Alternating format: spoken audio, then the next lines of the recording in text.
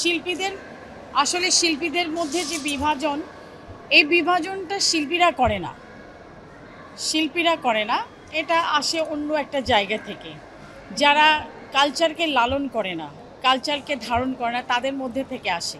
এটা একটা অন্যায়। শিল্পীরা তো দেশের সম্পদ, তাদেরকে ভালোবাসতে হবে, তাদেরকে নারিশ করতে হবে এবং তাদেরকে নিরাপত্তা দিতে হবে।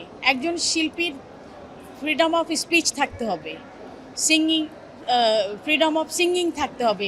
সে যে কোনো গান গাইতে পারে, অবশ্য করেই ভালো গান গাইবে, এবং তার জন্য সে অপরাধী কেন হবে?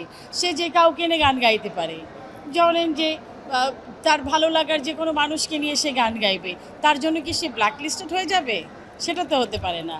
তো এই শিল্প সাহিত্যটাকে সবসময় সেই সেই ধরনের নোংরা রাজনীতির থেকে সেফ রাখতে হবে, নিরাপত্তা দিতে হবে শিল্পীদেরকে, যাতে শিল্পীরা ভালো করে কাজ করতে পারে, গাইতে পারে, নাটক করতে পারে, সিনেমা করতে পারে, ডান্স করতে পারে, এবং প্লেয়াররাও খেলাধুলা করতে পারে।